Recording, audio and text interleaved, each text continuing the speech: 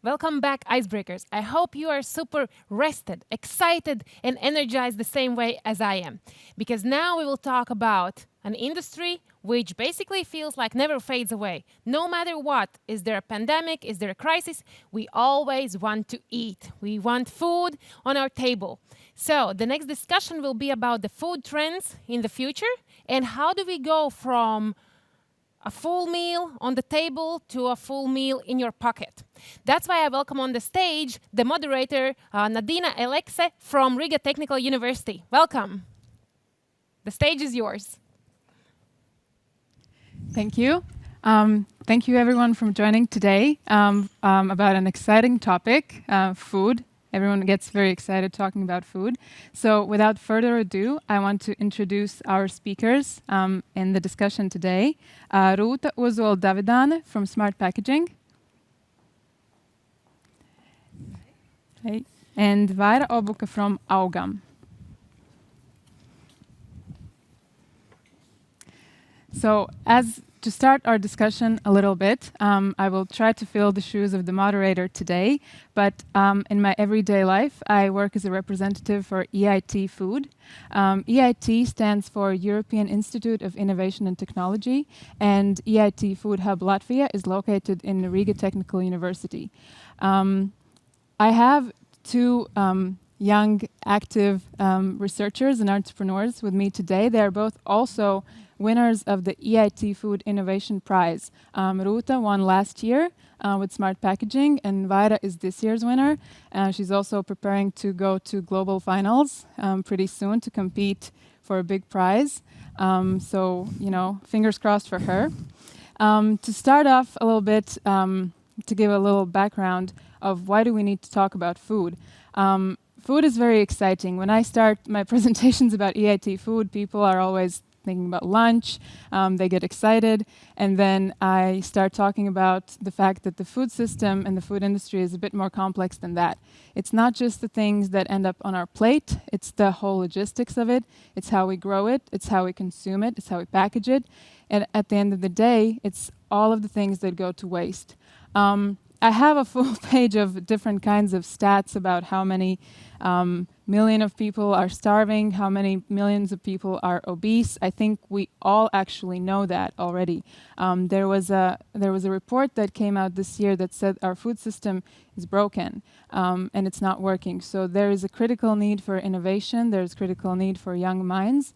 So today we're here with two people who are active, small but active, part of the solutions, not of the problems.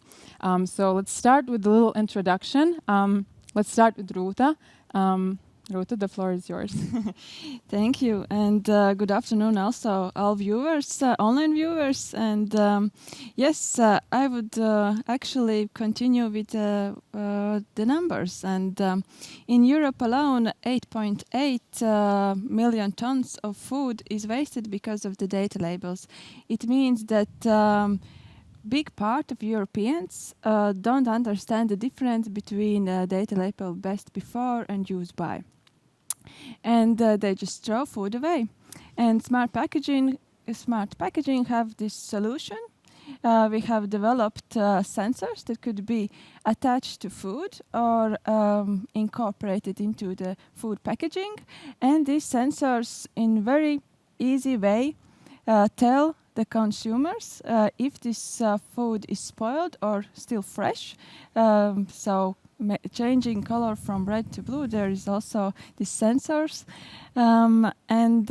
Yes, so the customers can know that this food is with high quality and don't throw away it. Okay, Vaira, how about you? So I would like to tell a little bit about my field of research. I'm working in university 8-9 years in research, and for me it's very important how we grow the food. Is it sustainable or it's just waste of resources, because we need to use local resources what we have around. And I have with my my team created this biodegradable pot, which is called Augam. it's for plants in English. And my aim is to grow foods in sustainable way, because this is one of the most important steps for the food, for the plate, what we get in the end. And about talking about numbers, of course, I have something to tell, that we just throw away 30% of the food produced. Every day we produce so much of the food, but we throw away so many of it. And I think it's the best way about eating is to eat only how much we need, not more. It's and it is about to eat meat less, but in this way, Rūta has done a good job. She shows that when this meat is bad and when it's fresh, and this is very important. And it's important again to produce this plants and garlics and etc. and for this great meat. Okay, thank you. So without further ado, since our topic is future trends, my first question to you is, so what are some of the biggest changes you see in the industry in, let's say, 5 to 10 years? I think the biggest change that we can see already is due to COVID pandemic. And actually, you can see in supermarkets, pastry products are packed. Each pastry product, for example, muffin, is packed in one simple used plastic package, and that's quite a big change actually. And I think in the next year there will be increasing demand for biodegradable packaging, and also for the quality of food, so in the good quality this food could be. And I have get some ideas, and I have so there's a different kind of research projects related to packaging, and one of the research project is edible packaging. So and also packaging that could reduce bacteria contamination. And also topical is this smart packaging types, different kind of, for example, to record temperature and time for food. Also to signalize if some current type of bacteria is in that food, and also our smart packaging sensor that shows freshness of the food. And yes, I think the COVID will so impact this situation. Yeah, great new ideas for new entrepreneurs of fields to go into thanks to the crazy year of 2020. Vaira, what about you? Of course, I totally agree with you, Rūta, about this packaging. And as my work is not only researching, but the work with the industry, with business people who are really looking forward for new packaging, not only for the food, but for cosmetics, for all kinds of products we have around. And this pandemic, I think, is it opened our eyes that, come on, everything is packaged, everything is around these plastics. And speaking about the plastics, since 1950, like 70 years we produce plastic, and a little amount of the plastic is recycled. So everything is in oceans, everything is in the environment is bad in this topic about the plastic. So it's very important to work with the packaging, because the packaging around us is produced, because of the packaging we produce so much of these plastics. And about another thing, what is for me important, if we go some steps back, the soil. I think the soil, the quality of soil is very important. That's why we, with the Augam, is not working only with this growing media by biodegradable pots, but also with the substrates where we are growing food. Because this is crazy what's happening with the soil. This is resource, this is primary resource what we need to have this food on the plate. and the quality of water. Everything is so connected in our world. So I think this pandemic, COVID, Corona is opening the eyes, and this. I hope that scientists will work more and more with the industry and will produce products what we need in the industry, what we need in our society, and hopefully packaging will be very big trend in this science field, and as well this soil and quality of soil. So we talked about the future and we talked about some trends. There's also going to be probably huge changes due to the Green Deal and all of the goals that we need to reach within EU. I know, Ruth, you maybe had some comment about the Green Deal and how that could impact. Yes, there been developed farm to fork strategy. It's like part of this Green Deal. And in this farm to fork strategy, there is the main objective to reduce waste, food waste, and food loss. And one of the main tasks is in the following 2 years, revise situation with data labels.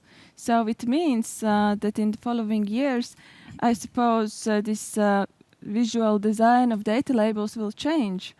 And so for us, it's also opportunity. So yeah, I think that will change for consumers, this visual identity of labels.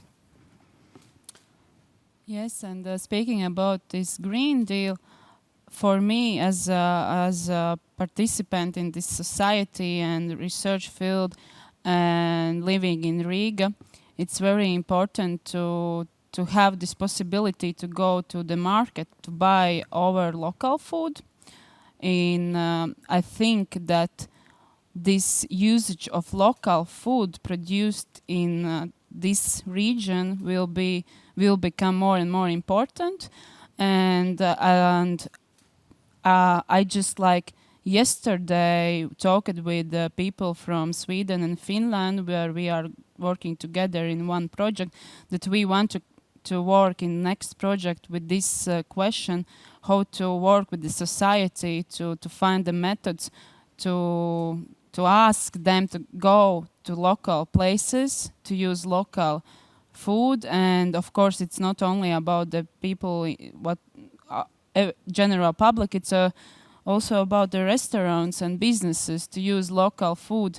And it's crazy, but in winter time in Latvia it's better to buy tomato from Spain, not produced in Latvia. And it's crazy. And this is life cycle analysis. This is scientists have discovered that. And this is also next question to of course I said local food, and then I said tomato from Spain. But the problem is with the substrate where you grow this tomato, where you grow this cucumber. And it's not only, of course, labels is very important to create them nice and not with a lot of information that they have easy way to understand, because it's very important to work with the general public to find out what methods is working with them. And the question what product buy from which country in season is very important. Of course in summertime it's good that you all grow food in your countryside and it's nice, but sometimes it's nicer to buy from Spain. And it's this is work with scientists. What we need to do, we need to spread this information for society. Well, we've given a lot of ideas, hopefully, to young people listening who want to try their luck in the food industry. To finish off, let's just, do you have any kind of suggestions? Do you have any kind of advice for people who want to start their business in the food or agri-food sector? I would say that for young scientists, First of all, I think all ideas seems to be crazy and impossible. For me, that was also the case. I thought it is impossible to create such sensor, but I think you need to start with talking about your ideas. And I think one of the best ways to start to talk and get to know if this idea is really topical is start with potential client interviews. And from these client interviews, you will get information if this, for example, this product or technology is necessary for the current industry and necessary for this field. And also you will get new ideas what kind of needs there are outside. I have three things what to say. First of all, I will will agree with Rūta, of course, but the first thing is what Rūta said is never be afraid of ideas, and you need to talk with people, with the professors, with your friends, with your family about your ideas to find out is it. Of course, you need to go to the another scientists, another researchers, another students, and ask, hey, do you believe in this idea? Yes, okay. Then the next step is team. Everything is around the team because no one in this place, in this world, can do everything. So you need to find the people. And the third thing is what Rūta said, client interviews, because you don't need to create things what people don't need. Because if people don't need them, then you need to put a lot of money in marketing and try to create this belief that they need. But mostly new ideas don't have money. So you need to create things what society needs, what businesses need. I actually thought that we have less time, but we have more, so we have time for more questions that I had written down here. I wanted to also talk about your ideas, not just the general trends, because your ideas also answer to these trends and answer to these problems that we're facing. So maybe, I know that you both have a rich history of research and an interesting way how you got into the business that you are into now.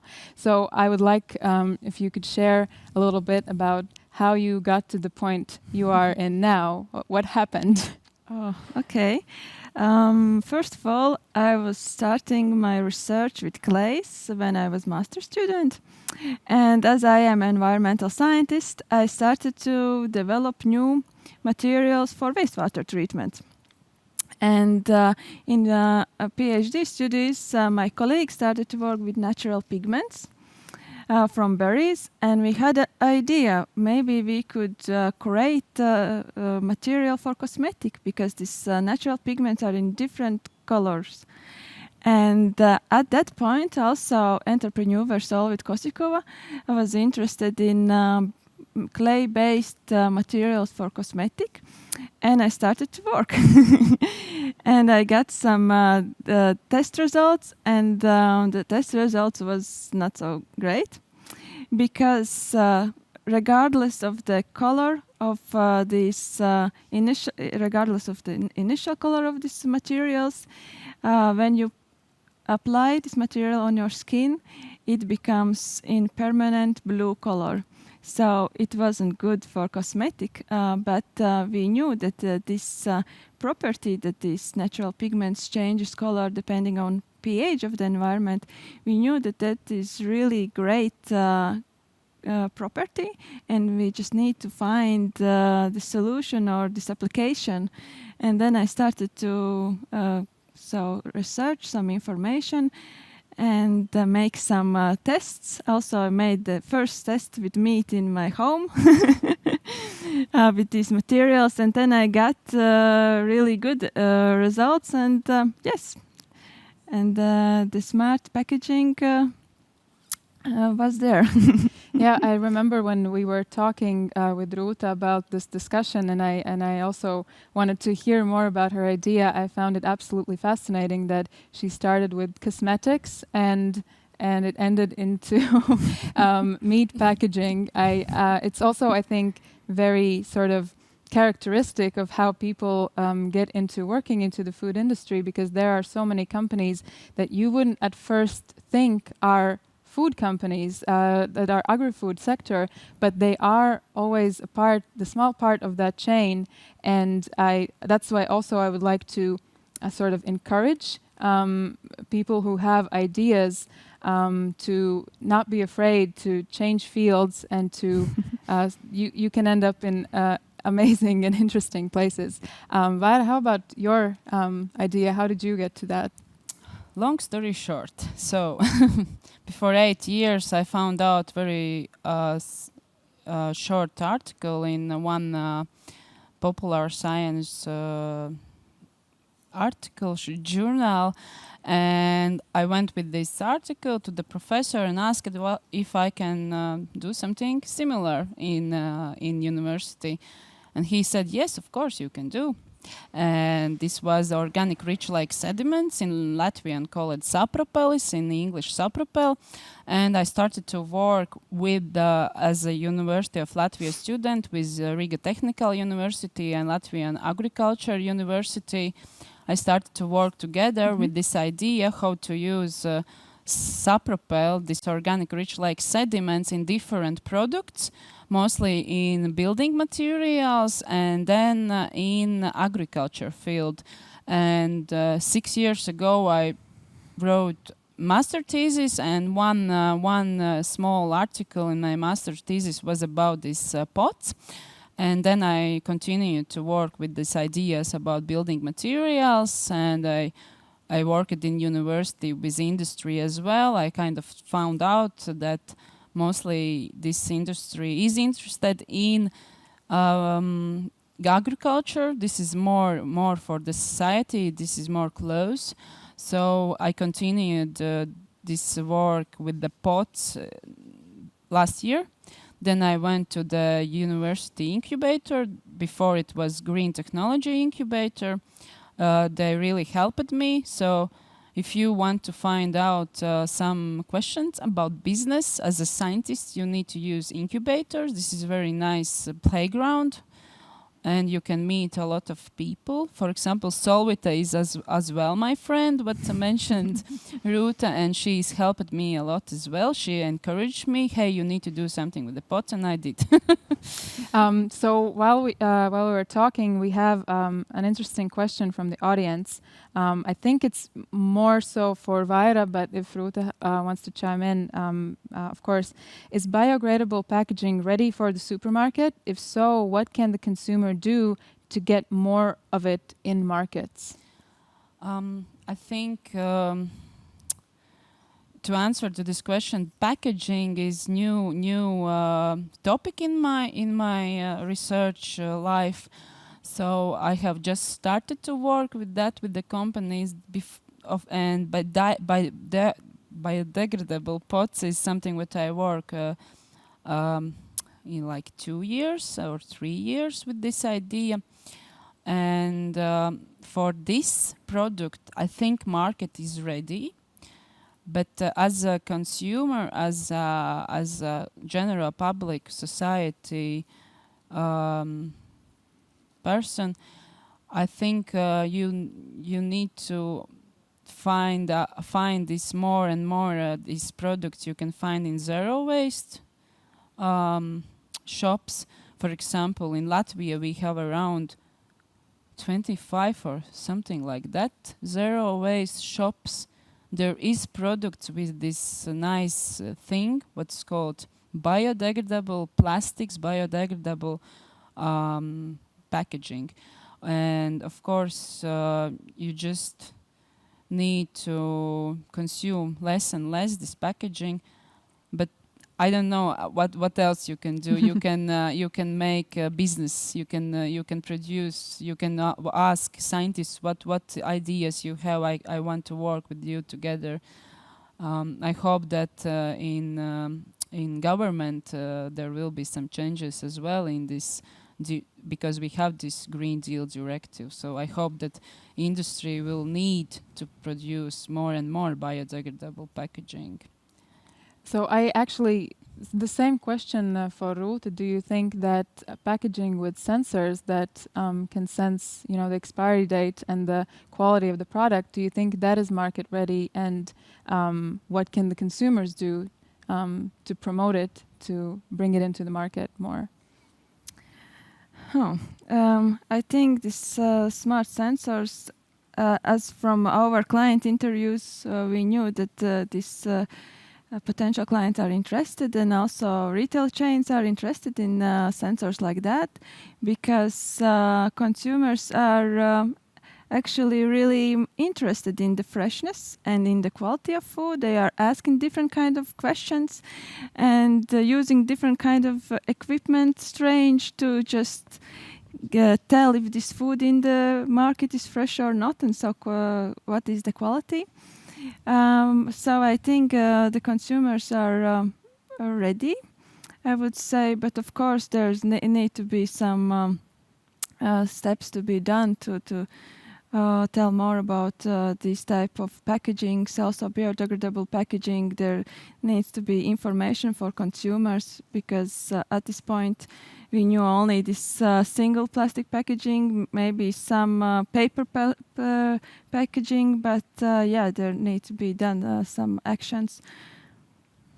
Also, do you have, as you are entrepreneurs and you are also researchers in universities, do you have any suggestions for entrepreneurs who are looking for more of a scientist input in their business? Do you have any words of encouragement or?